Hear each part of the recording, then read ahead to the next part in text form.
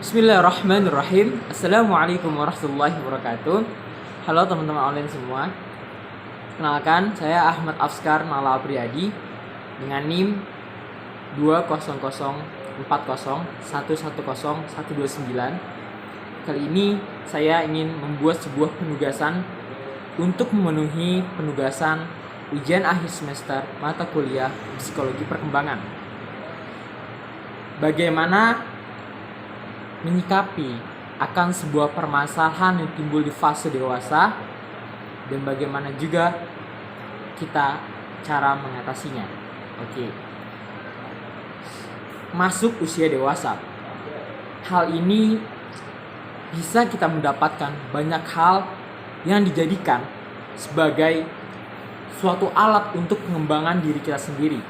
Namun, di sisi lain ada juga nantinya sebuah permasalahan-permasalahan yang bakal timbul dalam kita menghadapi suatu proses dari fase-fase dewasa tersebut.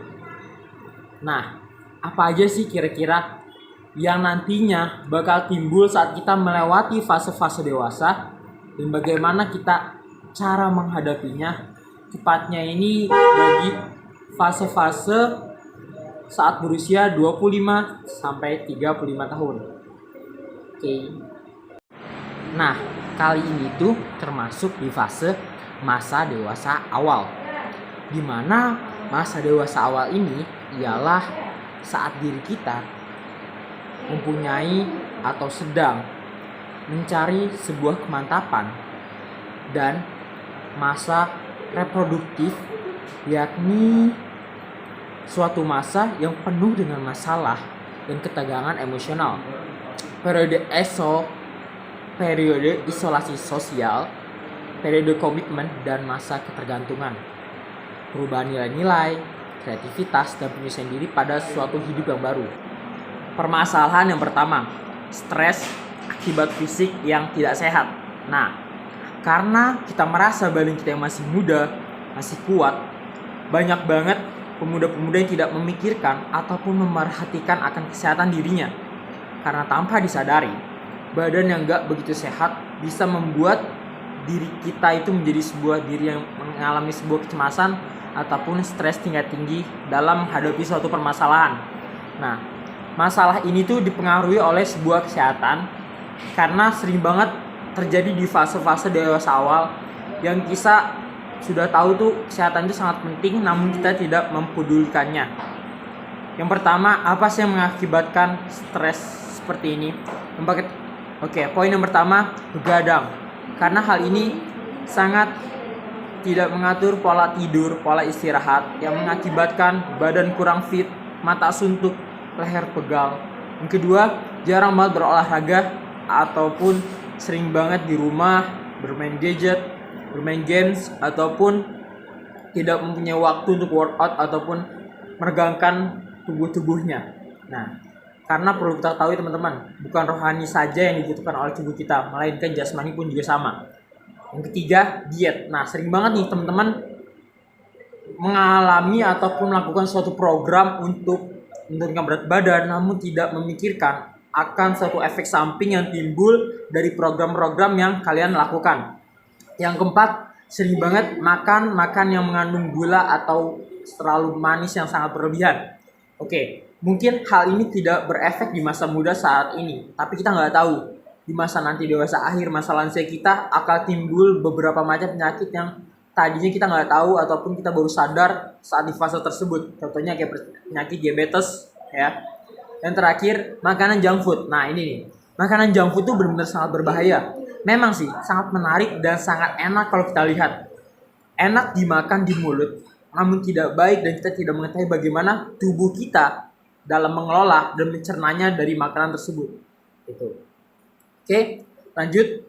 Bagaimana nih kita dalam cara mengatasinya? Nah, di sini kita bisa melakukan dengan pola hidup yang sehat, mengatur ritme, ya kan? Sehingga kondisi psikologis pikiran kita itu nantinya menjadi lebih baik lagi. Karena hal ini nanti bisa membuat diri kita menjadi lebih tenang, tidak gampang cemas, dan perlu kita teman-teman, olahraga, workout itu bisa menurunkan tingkat kadar stres pada pemikiran seorang saat menghadapi suatu masalah. Yang kedua, permasalahan yang kedua nih teman-teman, depresi karena kehidupan seksual. Nah, banyak banget faktor-faktor yang berkontribusi dalam terjadinya depresi. Nah, salah satunya itu dari kehidupan seksual dalam diri kita sendiri. Masuk usia dewasa, orang akan mulai mengeksplorasi hal-hal yang seksual. Dan dinamikanya itu di dalamnya tak teratasi dengan baik, bisa membuat diri seorang ini menjadi depresi. Nah, masalah seksual ini juga mempengaruhi akan hal psikologis yang nantinya saat dewasa awal orang tersebut untuk mengetahui dirinya itu seperti apa, kecenderungannya seperti apa. Akan tetapi tetap bisa mengeksplorasi dirinya dalam arti orientasi seksualnya. Oke. Ada juga perilaku seksualnya yang beresiko yang mengganggu psikologis. Contohnya misalnya sering banget berganti-ganti pasangan sehingga orang tersebut menjadi lebih sensitif karena suatu dinamika hubungannya dia dengan pasangan satu sama lainnya itu pasti sangat berbeda dalam menyikapi ataupun dalam menjalankan suatu hubungan tersebut. Nah, mengatasinya itu gimana sih dalam hal ini? Nah, karena perlu kita tahu teman-teman, banyak banget karena pemuda-pemuda yang sudah sering melakukan sebuah hal-hal seperti onani ataupun masturbasi di masa muda. Dia tidak memikirkan bagaimana efek yang akan timbul di masa tua ataupun di masa yang benar-benar seharusnya hal tersebut dibutuhkan. Karena kalau kita tanya perilaku seksual ini itu bisa beresiko atau tidak, kita bisa mengecek ke dalam diri kita sendiri sekaligus atau pada pasangan kita sendiri.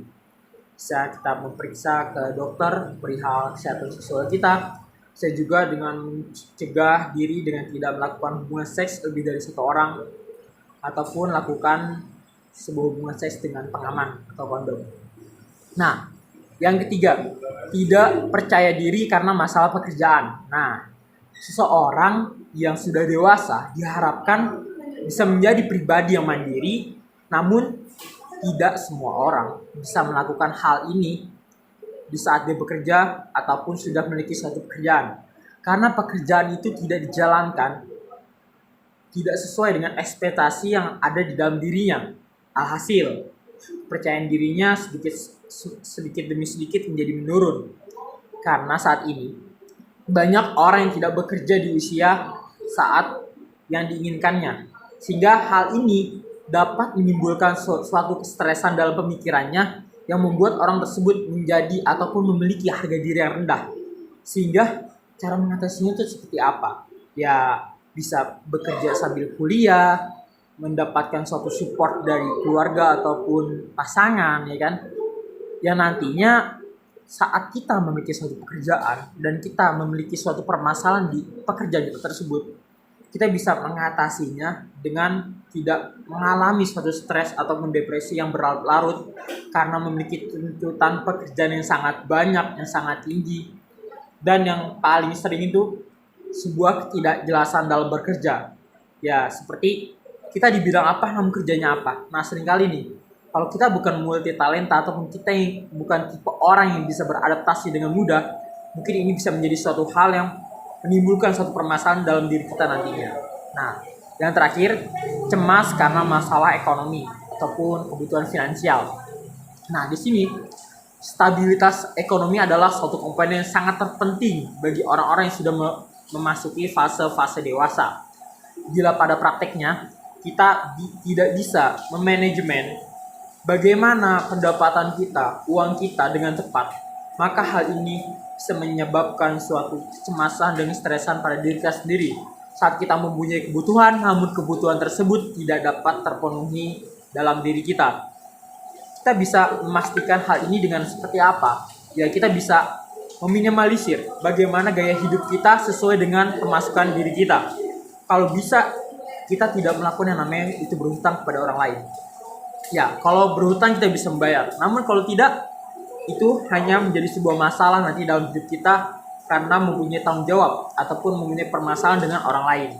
Nah, di sini juga untuk menghindari masalah permasalahan ini, kita juga bisa melakukan sebuah aktivitas-aktivitas yang sangat positif, aktivitas yang bisa mendorong diri kita untuk lebih produktif, menimbulkan sebuah skill-skill baru. Nah, dengan seperti itu nantinya kita bisa menjadi sosok pribadi yang sehat akan pikiran, badan, dan dan merasa diri kita itu menjadi pribadi yang happy, ya kan, bahagia selalu gitu.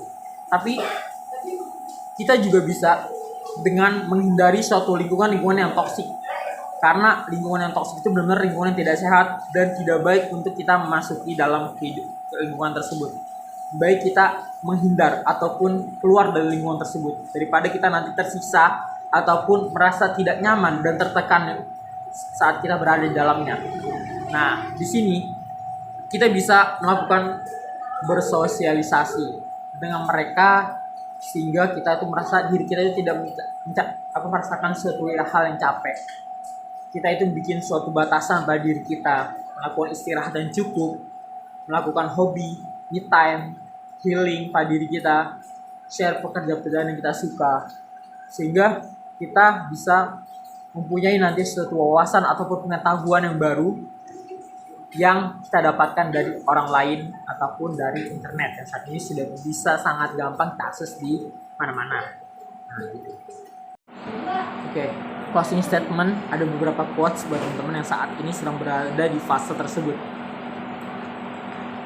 Sikap dewasa itu bukan hanya dari bisa berbicara dengan berpikiran tenang, tapi juga harus bisa menyelesaikan suatu permasalahan yang ada di hadapannya dan bukan malah mengabaikannya ataupun lari dari masalah tersebut.